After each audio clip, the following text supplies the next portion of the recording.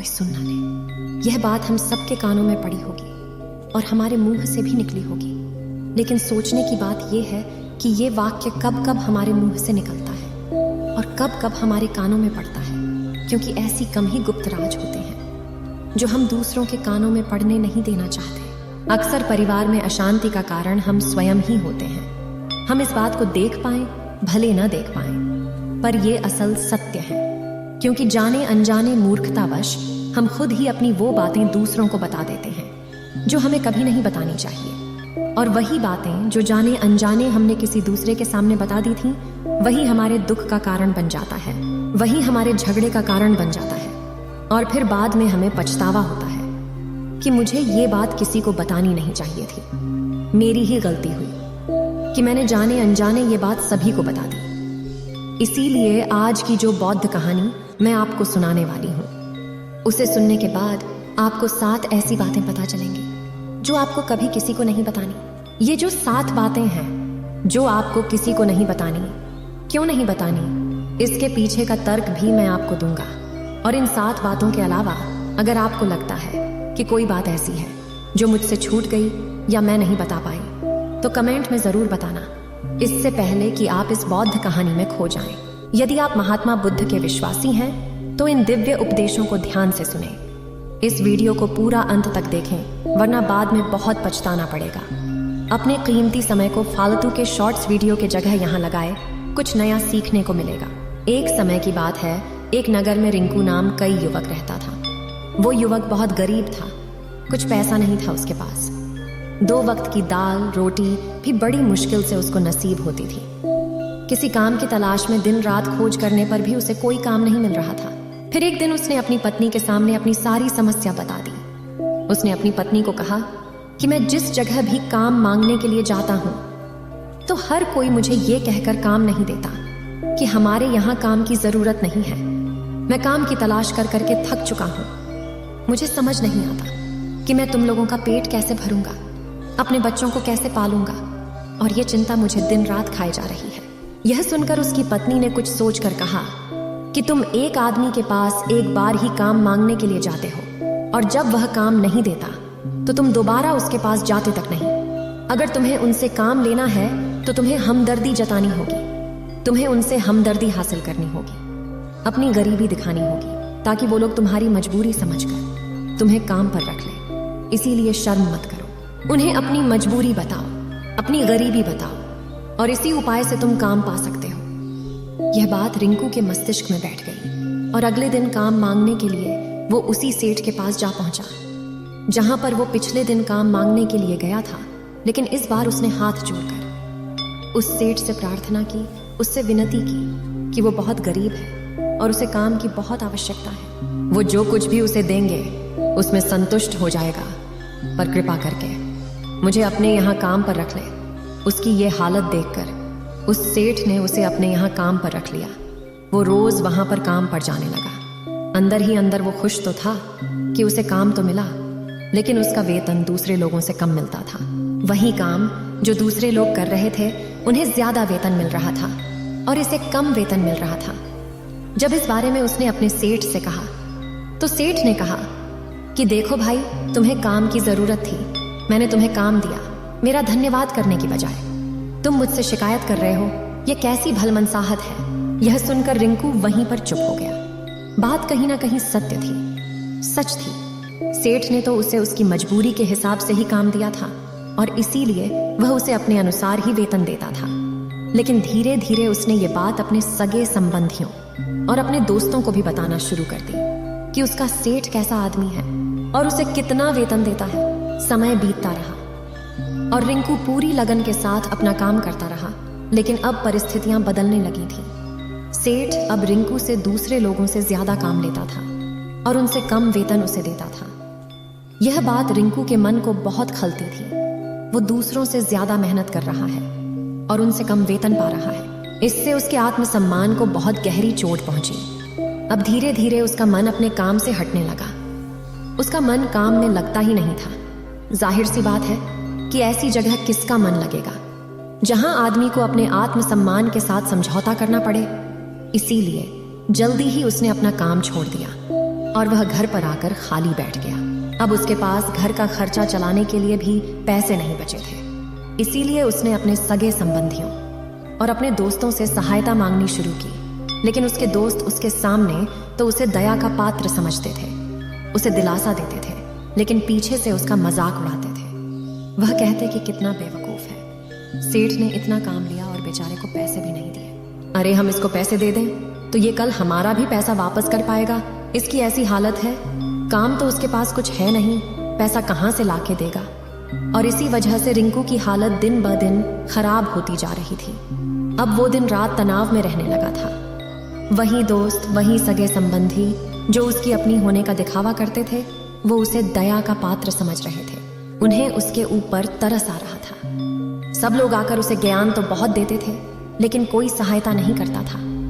और अक्सर ऐसा ही होता है, ज्ञान देने वाले तो बहुत मिल जाते हैं, लेकिन मदद करने वाले, उंगली पकड़कर, हाथ पकड़कर आगे चलाने वाले कितने लोग मिलते हैं। एक दिन उसे पता चला कि पड़ोस के गांव में एक बौद्ध भिक्षु आया हुआ है जो बहुत ही ज्ञानी है। रिंकू इतना तनाव में था कि उसे कोई रास्ता नजर ही नहीं आ रहा था। इसीलिए जाने अनजाने वो उस बौद्ध भिक्षु के पास पहुंच जाता है। वहां पहुंचकर वो सीधे उनके पैरों में गिरकर होने लग जाता है। वो रोते रोते उन्हें अपनी सारी परिस्थिति बताता है। उसे बताता है कि किस तरह उसके सेठ ने उसका फायदा उठाया और उसके सगे संबंधी उसके साथ कैसा व्यवहार रखते हैं। सारी बातें सुनकर बौद्ध भिक्षु ने उसे चुप कराते हुए कहा कि भंते, ये सारी समस्याएं तुम्हारी बुद्धिहीनता, तुम्हारी मूर्खता के कारण उत्पन्न हुई है। अगर तुम्हारे अंदर विवेक होता तो इनमें से एक भी समस्या तुम्हारे चित्त को दुखी नहीं कर सकती थी, लेकिन तुमने अपने अविवेक के कारण, अपनी मूर्खता के कारण खुद ही अपने रास्ते में कांटे बिछा दिए। आज मैं तुम्हें 7 बातें बता रहा हूँ जो भूलकर भी किसी को मत बताना, और इन बातों का अनुसरण करते हुए तुम बाहर से मिलने वाले दुखों को तो दूर कर ही सकते हो जो बेवजह दुनिया की वजह से तुम्हारे अंदर पनपते हैं। पहली बात जो किसी को नहीं बतानी चाहिए वो है अपनी मजबूरी। अपनी मजबूरी का दिखावा करके दूसरों का दया पात्र बनके उनकी सहायता लेने की गलती कभी मत करना। हो सकता है कि आज वो तुम्हारी मजबूरी देखकर तुम्हारी सहायता कर दे, लेकिन कल वो तुम्हारा फायदा उठाने से भी नहीं चूकेगा, और अगर फायदा भी नहीं उठाया तो दूसरों के सामने तुम्हारा मजाक बनाने में वो आदमी कभी नहीं चूकेगा। इसीलिए कभी भी अपनी मजबूरी का दिखावा मत करो। अगर घर में 2 रोटी है, सूखी रोटी है, तो वही खाकर सो जाओ, लेकिन दूसरों को इसके बारे में भनक तक नहीं लगनी चाहिए। जरा आप खुद सोचो, मजबूरी बताने का क्या प्रयोजन होता है एक इंसान का? या तो दूसरों से सहानुभूति हासिल करना चाहता है या उनसे कोई आर्थिक मदद चाहता है। लेकिन अगर दोनों ही परिस्थितियां आप देखें तो दूसरा आदमी आपका फायदा उठाने से नहीं चूकेगा, और अगर वो फायदा नहीं भी उठाएगा तो अपनी नजर में तो वो आपको मूर्ख ही समझेगा, बेवकूफ समझेगा, और दूसरों के सामने आपका मजाक तो जरूर बनाएगा। इसीलिए अपनी मजबूरी के बारे में कभी किसी को मत बताना। दूसरी बात जो किसी को भी नहीं बतानी चाहिए वो है अपनी अतीत की गलतियां और भविष्य की रणनीतियां।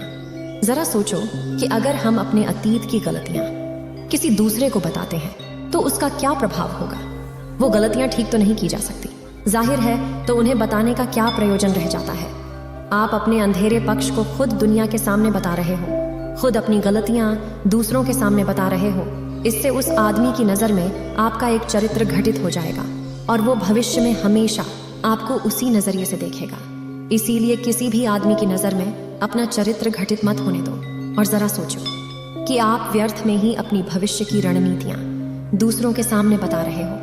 जो लोग आपके काम का हिस्सा ही नहीं हैं, उनके सामने अपनी भविष्य की रणनीतियां, अपनी डींगे हाँकने का क्या फायदा? उन लोग आपकी सहायता तो नहीं करेंगे, लेकिन आपकी भविष्य की रणनीतियों में बाधा जरूर बन सकते हैं। आप खुद अपने विवेक का इस्तेमाल करिए और सोचिए कि आपके साथ भी ऐसा हुआ है कि आपने अपनी भविष्य की रणनीति किसी को बताई हो और वो कामयाब ही ना हुई हो। जरूर हुआ होगा, जरा गौर से सोचिए। तीसरी बात जो किसी को नहीं बतानी चाहिए वो है अपनी घर की बातें। जो भी हमारे घर के अंदर आपस में बातचीत होती है, हमारे माँ बाप के साथ, हमारी पत्नी के साथ, हमारे बच्चों के साथ, वो बातें परिवार तक ही सीमित रहनी चाहिए। अगर आप इन बातों का दूसरों के सामने ढिंढोरा पीटते हो तो दूसरों को आपके घर में घुसने का एक मौका मिल जाता है, और वो इसका फायदा उठाने से कभी नहीं चूकेंगे। वो आपके परिवार के सदस्यों को आपसे दूर लेकर जाने की कोशिश करेंगे। अक्सर ऐसा होता है, हम समाज में देखते हैं कि हम अपने घर के झगड़ों को कम करने के लिए उन झगड़ों को अपने पड़ोसियों और दूसरे सगे संबंधियों को बता देते हैं, लेकिन इससे आपको सहायता कभी नहीं मिली होगी, बल्कि आपके घर की लड़ाई झगड़े और ज्यादा बढ़ गए होंगे। और ये जाहिर है वो बढ़ेंगे।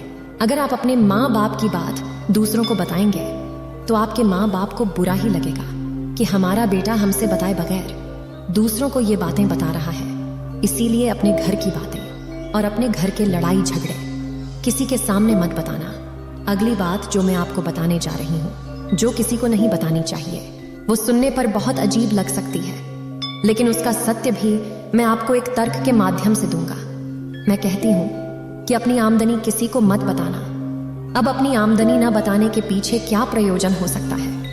जरा सोचिए कि आप अपनी आमदनी अपने दोस्तों को बता देते हैं, तो जब आपके दोस्तों को जरूरत पड़ेगी तो वो सिर्फ आपको ही याद करेंगे, क्योंकि उनको पता है कि अगर आपकी आमदनी ज्यादा अच्छी है तो आप ही उनकी मदद कर सकते हैं, और इसीलिए ज्यादा लोग आपसे सहायता मांगेंगे। और जब आप उनकी सहायता नहीं करेंगे तो वो सोचेंगे कि इस आदमी के पास पैसे हैं, मेरी सहायता कर सकता है, लेकिन ये सहायता कर नहीं रहा है, और इसीलिए आपकी आमदनी आप दोनों दोस्तों के बीच एक झगड़े का कारण हो सकती है। कम आमदनी होगी तो लोग मजाक उड़ाएंगे, और ज्यादा होगी तो सहायता मांगेंगे, तो अपनी आमदनी बताने का कोई प्रयोजन नहीं है। अगली बात जो मैं आपको बताने वाली हूँ, उसे अपनी गांठ बांध लेना और किसी को ये बात मत बताना, अपनी कमजोरियां और अपनी ताकत। अक्सर इंसान को पता नहीं होता है कि उसकी कमजोरी या उसकी ताकत क्या है, लेकिन अगर आपको अपनी कमजोरी और अपनी ताकत पता है तो पहली बात तो आप बहुत ही बुद्धिमान आदमी हैं, और दूसरी बात कि आपको ये बातें किसी से साझा नहीं करनी है, क्योंकि अगर आपकी कमजोरियां दूसरों को पता चल गई तो आपकी कमजोरियों का फायदा उठाएंगे, और अगर आपकी ताकत पता चल गई तो वही ताकत आपकी कमजोरी बन जाएगी, क्योंकि वो ताकत दूसरे आदमी को पता है, और वो ताकत की काट भी ढूंढ ही लेगा। अपनी कमजोरी और अपनी ताकत अपनी पत्नी या अपने पति को भी नहीं बतानी चाहिए, क्योंकि इसके बाद आपको घर में उनसे हमेशा दुब के रहना पड़ेगा। अगली बात जो किसी को नहीं बतानी चाहिए वो है अपने मित्र और अपने शत्रु। आप अपने मित्रों के बारे में अगर दूसरे लोगों को बताएंगे तो वो आपके मित्रों के साथ अपनी घनिष्ठता बनाकर आपको धोखा दिलवा सकते हैं। आपके गहरे मित्रों को आपसे दूर करने का प्रयास कर सकते हैं। अक्सर आम आदमी ऐसा नहीं करता, लेकिन आपके दुश्मन ऐसा करने की कोशिश कर सकते हैं। और दूसरी तरफ आपके शत्रु का भी किसी को नहीं पता लगना चाहिए, क्योंकि आज जो आपका मित्र है, अगर कल वो आपका दुश्मन हो गया तो वो आपके दुश्मन के साथ ही मिलकर आपको परास्त कर सकता है, आपको धोखा दे सकता है। इसीलिए अपने सबसे अच्छे दोस्तों को भी अपने दुश्मन के बारे में कभी मत बताना। अगली और आखिरी बात कहना चाहती हूँ कि जब तुम दान करते हो तो दान के बारे में भी किसी को मत बताना, नहीं तो दान करना व्यर्थ हो जाता है, बेकार हो जाता है। जब आप अपने दान का ढिंढोरा पीटते हो तो आप ये बता रहे हो कि मैं कितना बड़ा दानी पुरुष हूं, और ये आपके अंदर एक अहंकार निर्मित करेगा। इसीलिए दान गुप्त रूप से किया जाए, उतना ही अच्छा होता है, उतना ही फलदायी होता है। जब आपका बायां हाथ दान कर रहा हो तो दाएं हाथ को बिना पता चले कि बायां हाथ दान कर रहा है। ये 7 बातें जो बौद्ध भिक्षुओं ने रिंकू को बताई, इनमें संसार के सभी सिद्धांत छिपे हुए हैं। इन बातों का अनुसरण करते हुए आप अपने घर में सुख शांति बना सकते हैं और घर के झगड़े हमेशा के लिए दूर कर सकते हैं। आप इन बातों के बारे में अपने विवेक से भी सोचेंगे तो आपको ये बातें सच मालूम पड़ेगी। और हमारा कहानी सुनाने का मकसद यही है कि आपका विवेक जागृत हो। आप खुद उन बातों के बारे में सोचें जो हम आपको बता रहे हैं, और अगर हम गलत हैं तो आप कमेंट में वो बात जरूर बताएं जिस पर हम गलत हैं। उम्मीद है आप सभी को यह वीडियो अच्छी लगी होगी। अगर आप बुद्ध के सच्चे विश्वासी हैं तो चैनल को सब्सक्राइब और वीडियो को लाइक करके कमेंट में नमो बुद्धा लिख दीजिए।